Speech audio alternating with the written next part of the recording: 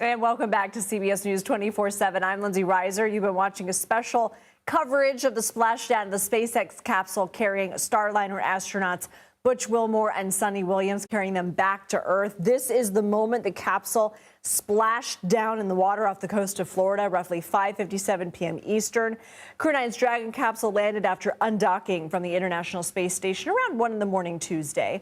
Of course, you'll remember the pair were only meant to stay in space for an 8-day mission when they launched last June. They ultimately spent 285 days aboard the International Space Station, orbited Earth more than 4,500 times, and traveled more than 121 million miles. Wilmore and Williams are expected to exit the capsule roughly 30 minutes from now, around 6:40 p.m. Eastern, with Crew 9 mission members Nick Hague and Alexander Gorbanov. Chief astronomer at the Franklin Institute Derrick Pitts joins us now. And Derrick, we've been watching this live. We've heard from Bill Harwood and Mark Strassmann that this has been textbook, picture perfect. What is your read of what's taken us to this point? Everything's gone extraordinarily smoothly from the time they separated from International Space Station all the way down to the splashdown. Everything has gone right according to the numbers, and it looks like it's as you said, a picture-perfect splashdown. And I know that the astronauts on board are very appreciative of that. CBS News international correspondent Mark Strassmann joins us now. And so, Mark, what is happening right now with the boats that are approaching the capsule, and what happens between now and when they can open that hatch? They're going to circle the capsule, of course, and first they have to check to see if there are any dangerous fumes that are coming out of the capsule, just to protect the recovery crew. At that point, the recovery team is going to attach what amounts to a harness to the capsule, hoist it onto the recovery ship, and from there, the astronauts, once they've once again ascertained that there's no issue with dangerous fumes, the medical flight doctor is going to go in, just give a quick check of the astronauts, make sure that they're all doing just fine. And then the astronauts will come out one by one. And that's when the first time they'll see exactly what the effects of gravity are going to be after spending months and months in space.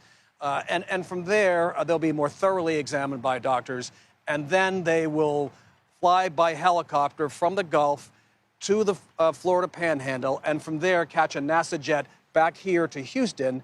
They'll land about 10 miles from where I'm standing, and that's where their families will be waiting for them and have been waiting for them for the last 9 months. So the splashdown, of course, huge success that has been through quite a thrill ride.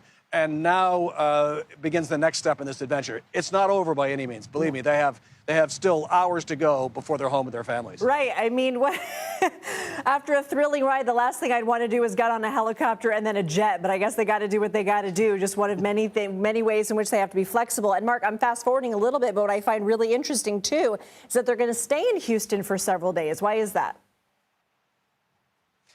They will spend some time in the crew quarters here at the Johnson Space Center. That is just to make sure that they're okay physically, that they're adjusting okay to being to going from 0G to 1G, to feeling the pull of gravity one more time. And then at that point, if they're doing well, if they're adjusting well, then they'll be released to their families, and they all live here in the Clear Lake area. Clear Lake is suburbs south of Houston. Which is a big NASA community.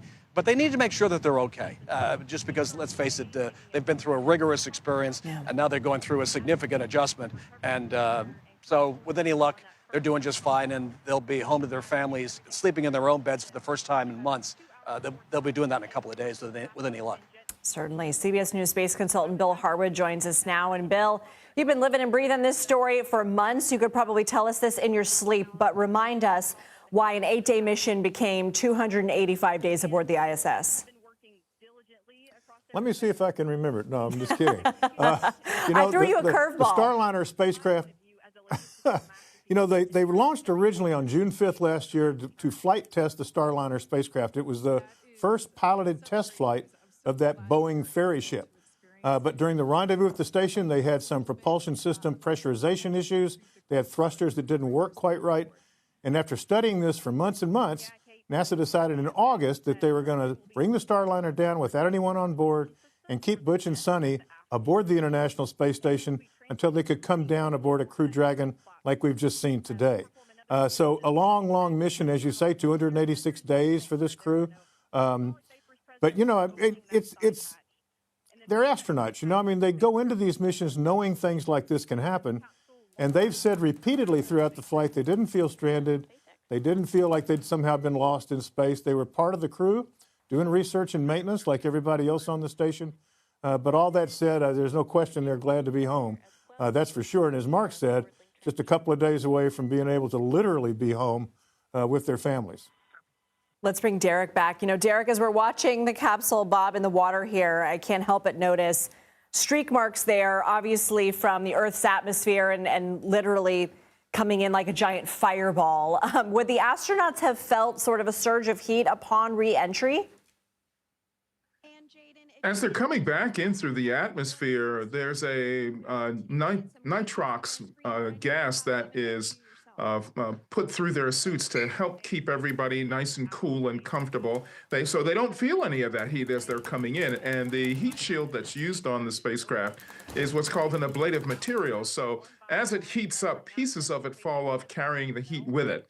So for the duration of the re-entry, while the exterior of the spacecraft is really, really warm, and they can actually see the hot plasma passing by through the very small windows they have, they're not aware of any heat as they're coming in. So they're really nice and comfortable. Former NASA astronaut Dr. Tim Marshburn is here right now joining us.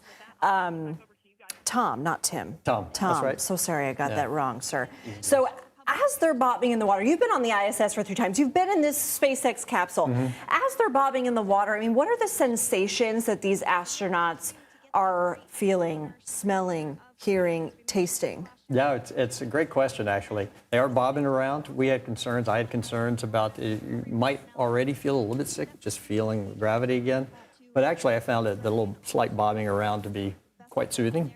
And so not a big deal. But they are, as mentioned before, they are starting to hear the boats come up. They can hear, as people start to work on the outside of the spacecraft, some kind of clanking on the outside of the spacecraft, which you don't usually hear in space or don't want to hear. And but they might hear water kind of lapping along the sides. Those are all beautiful sounds they haven't heard for 6 months or 8 months in Butch and Sunny's case. They might even start to feel a little bit of the humidity coming in. The space station is just straight 42% all the time, and so that's kind of nice too. Get this sea air a little bit. I know that you know Butch and Sunny personally, and I wanted to talk about some of the accolades because obviously, in addition to just being so inspiring in terms of what they're able to accomplish and what they're able, you know, to weather in terms of this unexpected extended stay, Sunny Williams is now ranked 2nd among Americans and 12th overall for time in space. And she now holds the record for total spacewalking time by a female astronaut with 62 hours and 6 minutes. How proud are you of your friends? Oh, incredibly proud. It's always exciting when they do that. They're breaking records all the time, and we'd love to see that continue. So yeah, and Sunny's consummate sports woman. She'll probably do some more. We hope so. Yeah, they're not done, that's for sure. Yeah. Derrick Pitts, Mark Strassmann, Bill Harwood, Dr. Tom Marshburn, thank you so much. We're going to bring you live coverage again when these astronauts exit the capsule later this hour, so be sure to stick around for that.